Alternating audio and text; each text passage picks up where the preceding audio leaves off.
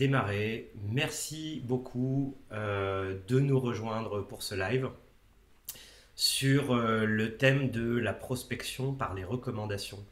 Alors, juste une petite chose, pour l'instant, vous n'avez pas accès aux slides, je les mettrai en ligne dans l'après-midi et on vous enverra un email avec pour avoir le replay, vous pourrez le diffuser ou le revoir plus tard si vous êtes interrompu pendant ce live qui devrait durer une trentaine de minutes, plus ou moins. Et ensuite, on fera une session de questions-réponses. Donc, je vous invite au fur et à mesure de ce que je vais présenter à poser vos questions sous la vidéo. Généralement, vous pouvez poser des questions et ensuite, on va essayer de les filtrer et puis je vais essayer de pouvoir y répondre.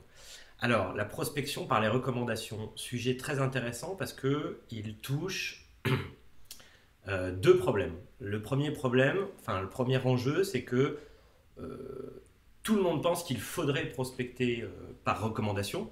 Hein, c'est assez intuitif, mais on le fait tous très mal, soyons honnêtes, parce qu'on n'arrive pas à le systématiser. C'est-à-dire que le commercial, quand il y pense, tout d'un coup, il va chercher des recommandations et ça va bien fonctionner. Et puis ensuite, il passe à autre chose. Ou alors, souvent, il n'a pas le réflexe. Il dit, il faudrait faire par recommandation, mais il n'a pas le réflexe. Voilà.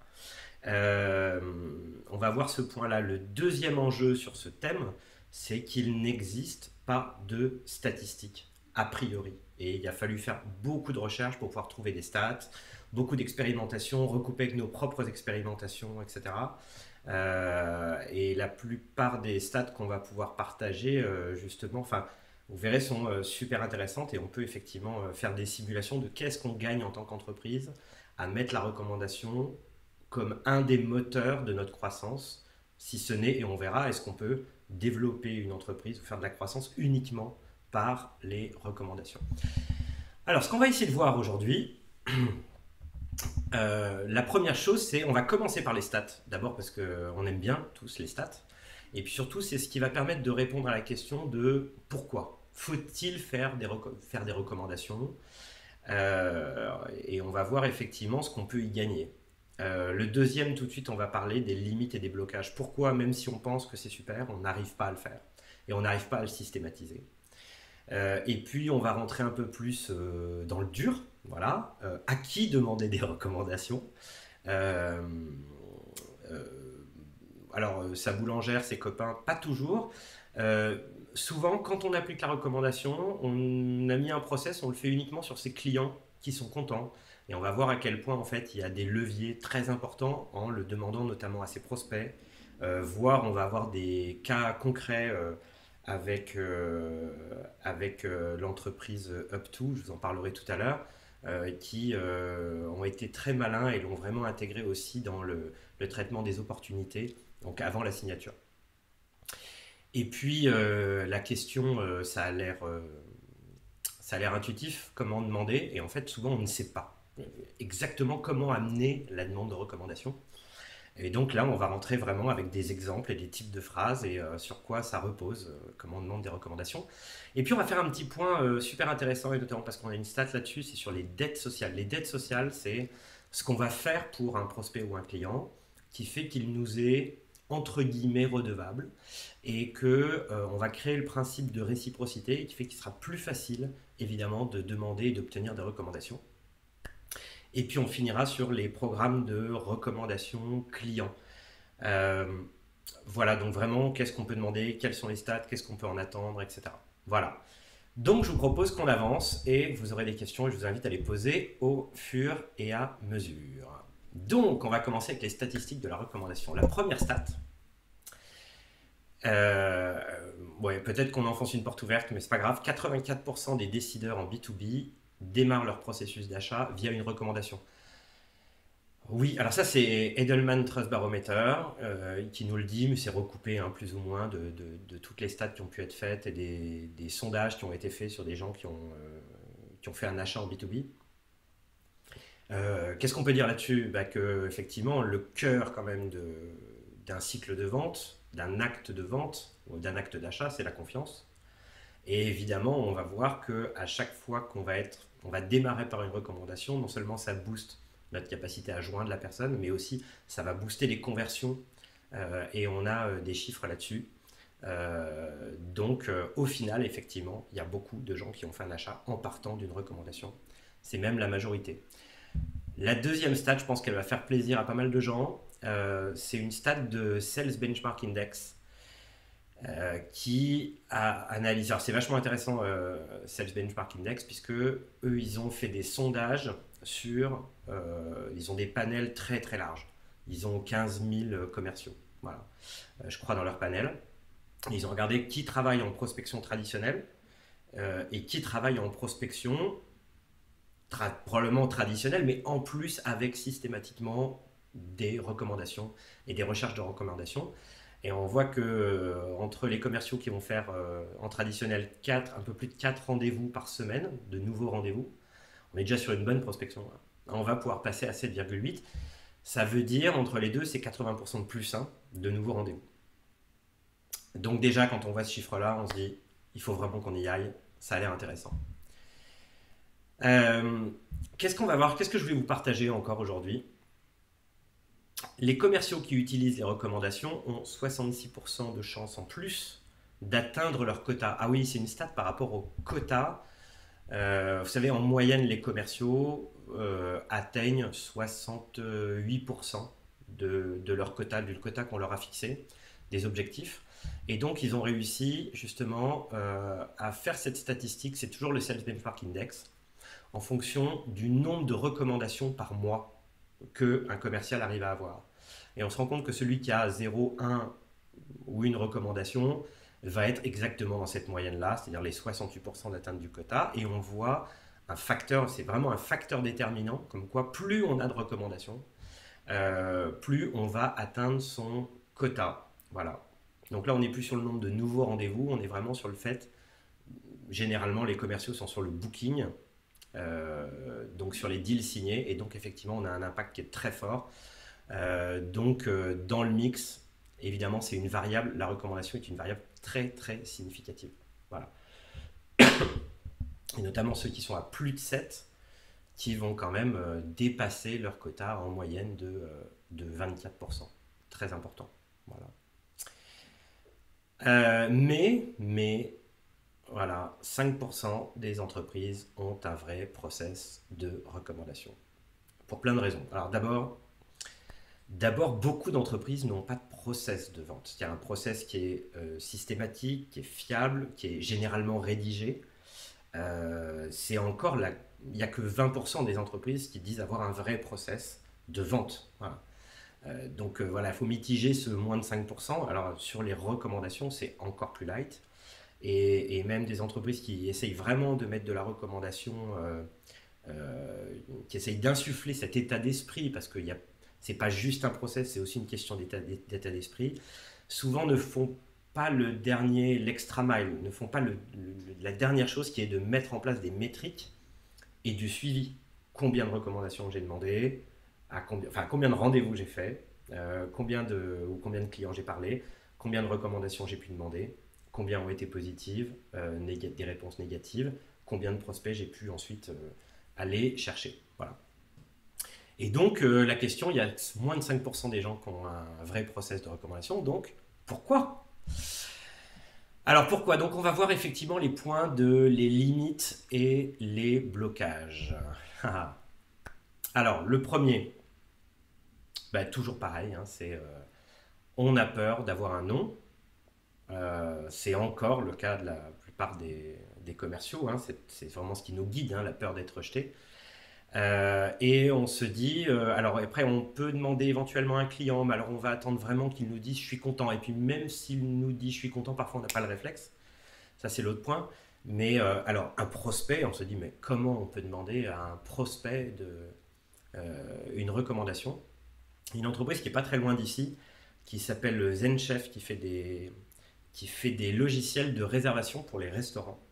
Et il y avait une interview très intéressante sur un podcast, et où il expliquait qu'effectivement c'est à chaque étape de la prospection, systématiquement, il demandait une recommandation, et que ça représentait, je ne veux pas dire de bêtises, ça représentait à peu près 30% de leur croissance. Voilà. Et c'est une entreprise qui est vraiment très très booming, qui s'appelle ZenChef.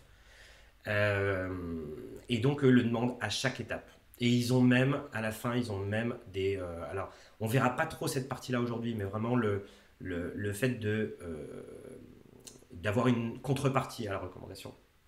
Voilà, puisqu'il y a tous les programmes de recommandation qui permettent, si par exemple quelqu'un va me faire une recommandation, je crois que ZenChef, il leur offre 3 mois gratuits ou quelque chose comme ça d'accès au service. Donc ça doit être sur les clients, sur les prospects, je ne sais pas exactement ce qu'ils demandent. Le deuxième point de blocage, eh bien, c'est toute la difficulté. Nous-mêmes, on la vit hein, et on l'a vécu.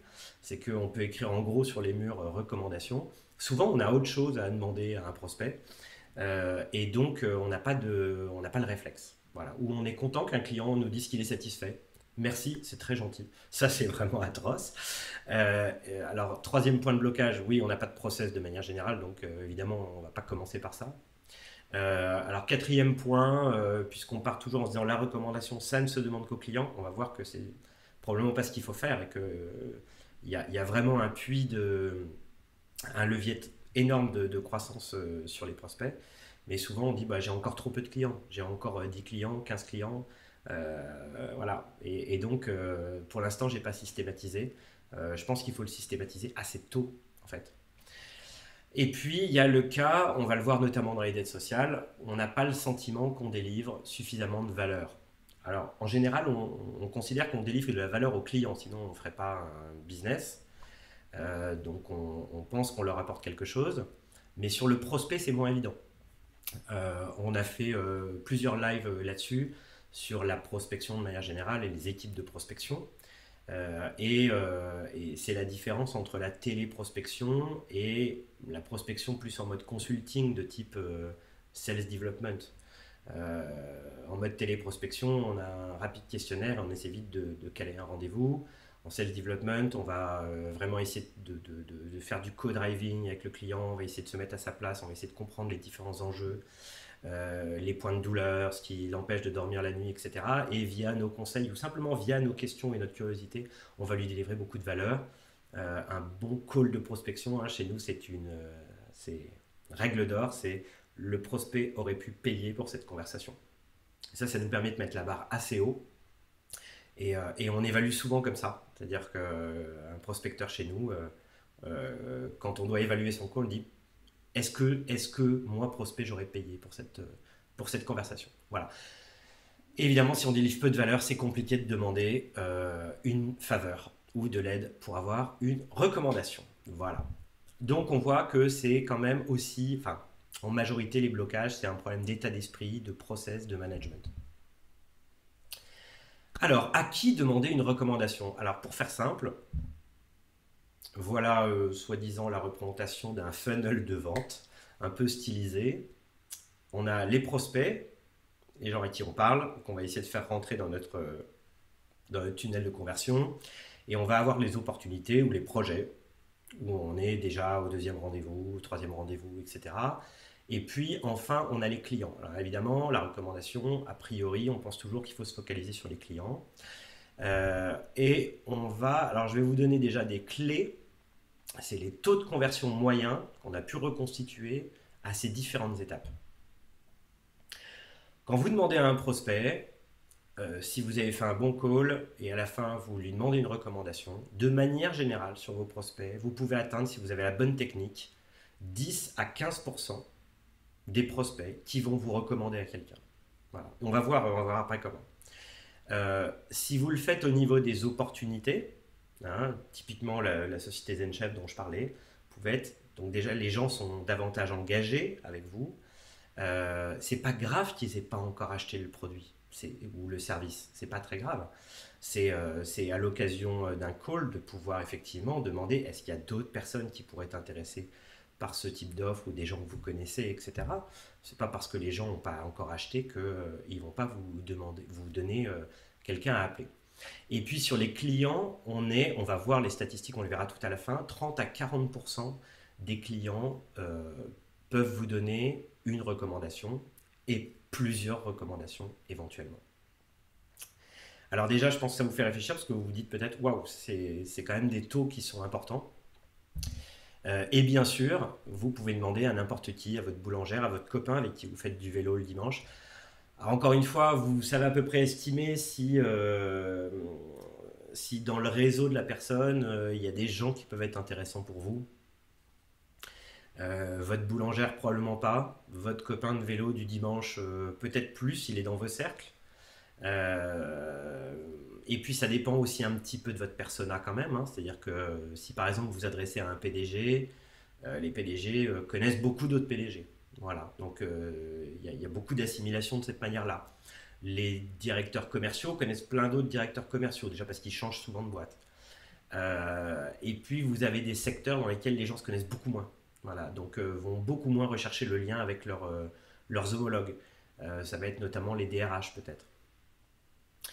Après, il y a des cercles, hein, donc tout ce que vous voulez, c'est un nom. Si chaque personne vous donne un nom, évidemment, c'est très intéressant. Vous avez probablement des questions, je vous invite vraiment à les poser pour que ce soit fluide à la fin et qu'on puisse faire cette session de questions-réponses. Merci d'avance. Et puis, donc on va avancer. Donc on a vu à qui. L'idée, c'est de demander effectivement aux prospects, aux opportunités, aux clients et éventuellement à d'autres personnes, des influenceurs aussi. Je pourrais vous donner des anecdotes, hein, de la manière dont on a monté la société il y a quelques années et comment on travaillait avec des gens qui étaient ni clients ni prospects d'ailleurs. Ça peut arriver aussi. Alors, comment on demande? Qu'est-ce qu'on demande et comment on demande? Bon, pour faire simple, il y a deux cas de figure. Le plus difficile, c'est de faire une demande non ciblée. C'est-à-dire, je ne sais pas vers qui je veux que vous m'orientiez. Voilà. Euh, C'est-à-dire que j'ai pas fait de mapping, j'ai pas fait de recherche particulièrement, je ne sais pas que vous connaissez un tel, donc je fais une demande non ciblée. C'est vraiment le plus dur, évidemment. Et puis, il y a l'autre point qu'on verra après, qui est j'ai ciblé, j'ai fait un travail de recherche, je sais, j'ai des noms que je vais suggérer, un ou deux ou cinq noms que je vais suggérer pour pouvoir avoir des recommandations ciblées. Évidemment, c'est pas du tout la même chose, et on verra la deuxième partie, notamment à travers l'illustration euh, l'un des associés de Up2 a eu la gentillesse de me partager leur process et a accepté effectivement que je le partage aujourd'hui. Il ne pouvait pas nous rejoindre. Et c'est très intéressant la manière dont ils ont mis le process vraiment au cœur de leur cycle de vente. Bref, je reviens sur la première partie qui est la partie la plus difficile. Faire une demande non ciblée, ça repose surtout sur le principe de cohérence et de suggestion. Alors, ce qu'on cherche à faire, c'est le principe de cohérence. C'est le principe, vous connaissez probablement, c'est un principe en psychologie qui fait qu'on va rechercher une série de oui, on va conditionner les personnes à l'acceptation de la recommandation.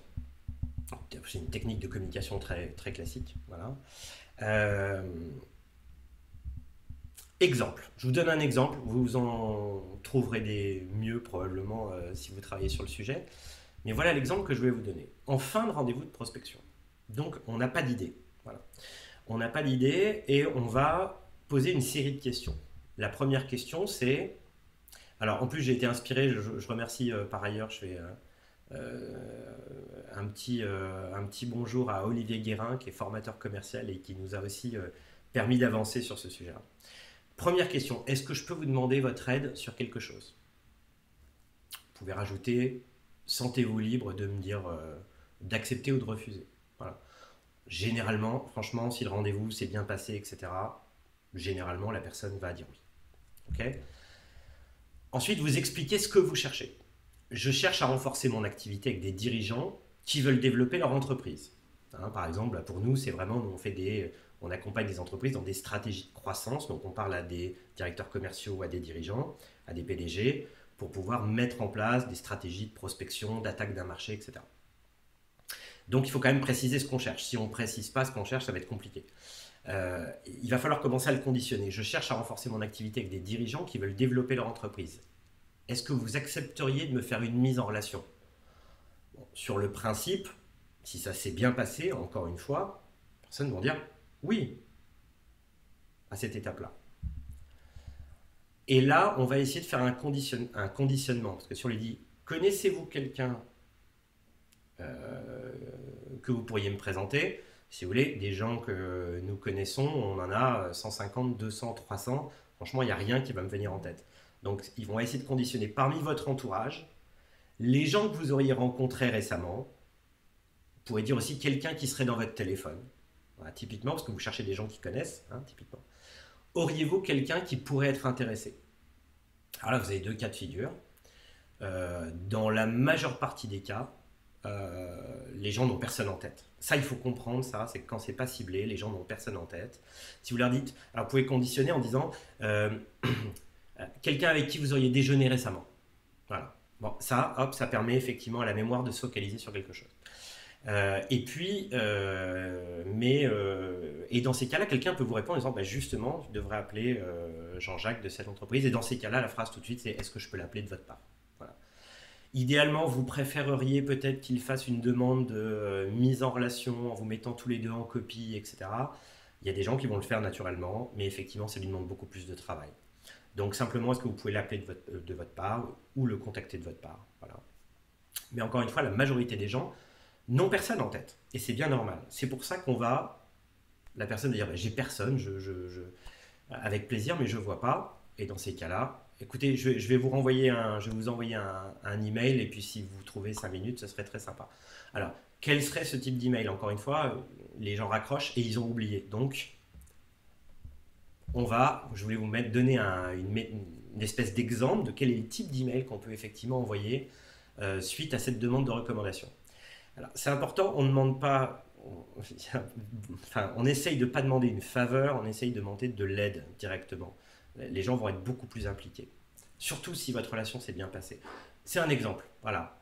Besoin de votre aide. Je fais suite à notre conversation de ce matin et à ma demande de recommandation. Je sais que à chaud au téléphone, c'est pas évident. Ce serait donc très gentil de votre part si vous pouviez m'aider. 2 points, je précise. Je cherche à rencontrer des dirigeants qui veulent développer leur société, structurer leur équipe de vente ou relancer leur marketing. Je mets plusieurs propositions de valeur. Hein, ça peut faire écho. Encore une fois, c'est un conditionnement. On essaie de l'aider à chercher dans sa mémoire. Des personnes que vous avez rencontrées ou appelées récemment, par exemple. Je vous serai très reconnaissant si vous pouvez me les présenter ou que je puisse les appeler de votre part. Merci d'avance si vous trouvez un peu de temps pour m'aider. Je reprécise. Et là, vous avez effectivement des gens qui vont prendre le temps et de chercher, etc. Voilà ce que je peux vous donner sur le comment pour des demandes qui sont non ciblées. Maintenant, on va voir effectivement le cas de la société Up2, donc qui est un cabinet de recrutement spécialisé sur les profils commerciaux, voilà, et qui eux l'ont vraiment mis au cœur de leur cycle de vente et de leur méthode de vente. C'est vraiment fabuleux ce qu'ils ont réussi à faire. Et donc, ils vont avoir avant une phase de préparation. Donc, eux, leur méthode, c'est on va demander un nom, 2 noms, 3 noms. En l'occurrence, ils vont préparer 3 noms. Et il y a une préparation de... Bah, évidemment, il faut les avoir. Alors, ça dépend de pas mal de cas. Eux, ce qu'ils font en général, donc c'est quand ils calent le rendez-vous, la confirmation de rendez-vous, généralement, se fait sur LinkedIn. Donc, il y a systématiquement une mise en relation. On n'a pas trop parlé de LinkedIn. Évidemment que LinkedIn, sur les réseaux, et les réseaux de qui vous connaissez, c'est un élément déterminant et c'est vraiment c'est un pilier, en fait, hein, dans le fonctionnement du travail par recommandation. Et donc, puisqu'ils sont connectés avec la personne, ils vont screener son réseau. Alors, encore une fois, si le réseau, c'est 5000 personnes, ça va être très compliqué de screener.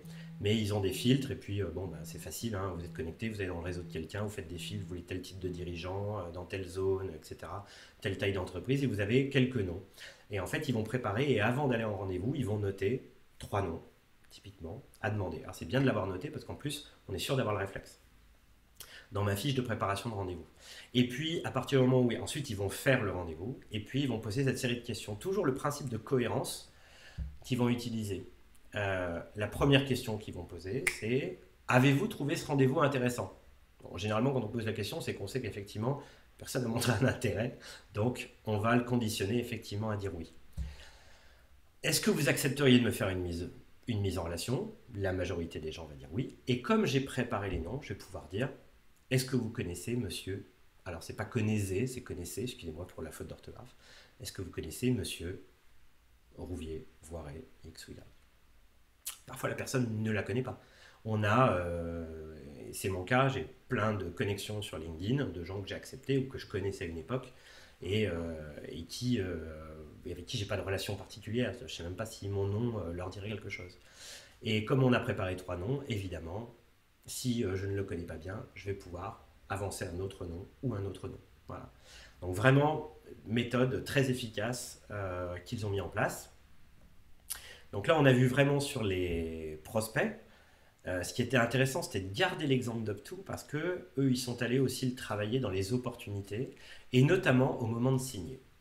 Alors, au moment où on est dans la négociation, il y a bien trop souvent le besoin du client de demander une remise. Voilà.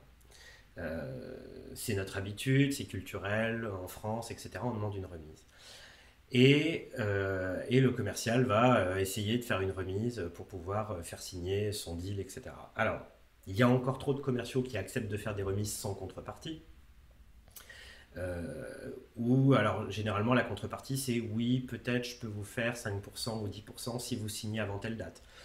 Oh, excusez-moi. On a aussi la contrepartie de oui, si vous acceptez de, quand vous serez client, d'écrire une success story où je peux utiliser votre logo, etc.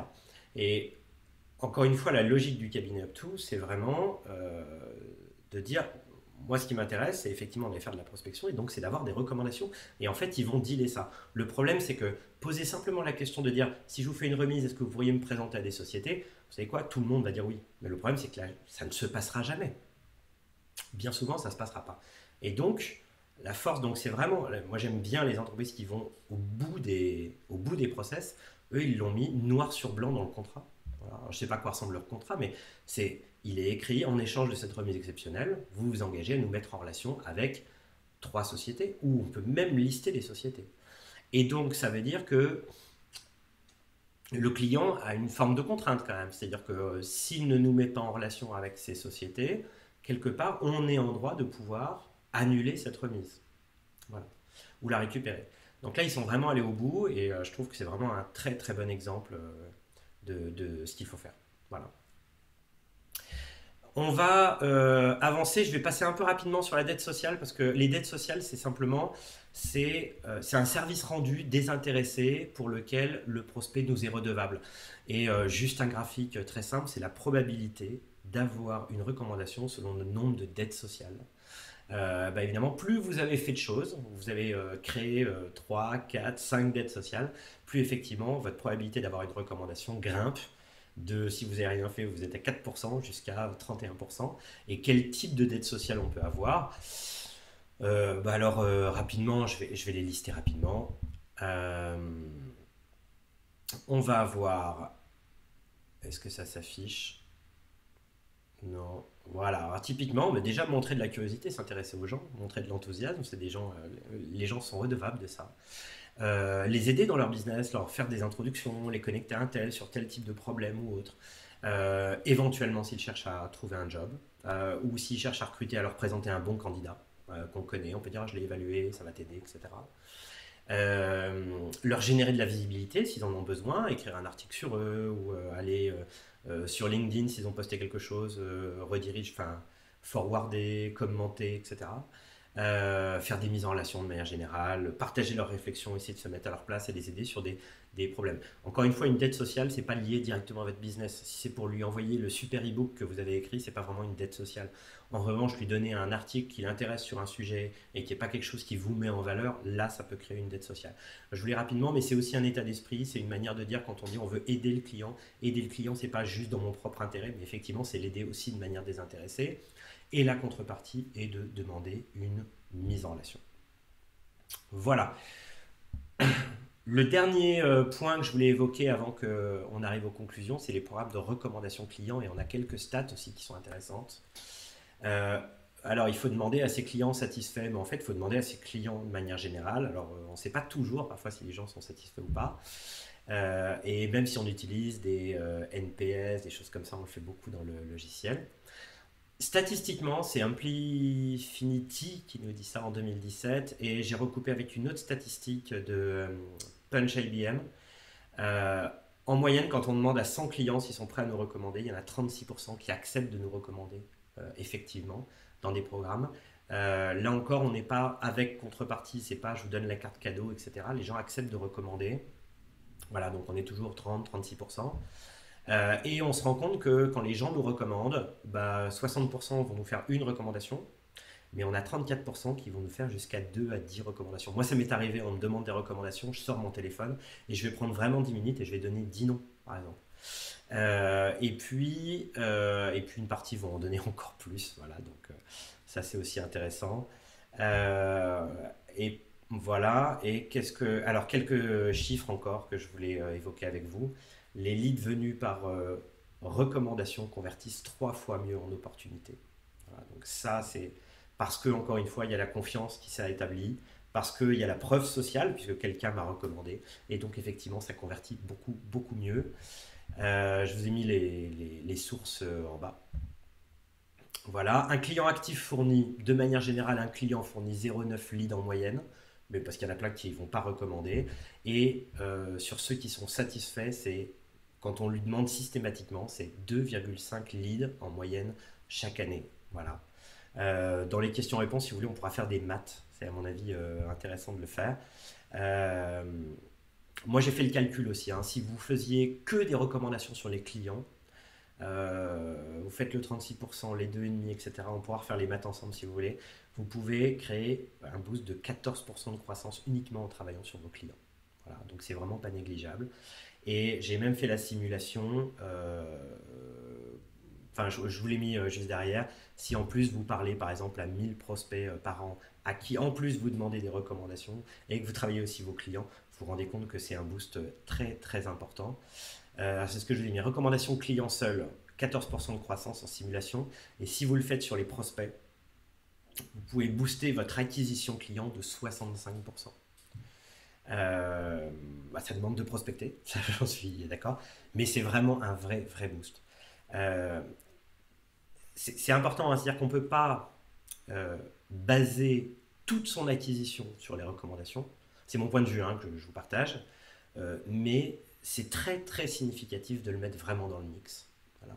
Et c'est un vrai boost de pouvoir l'intégrer systématiquement sur les prospects, sur les opportunités en cours et sur les clients. Voilà. Euh,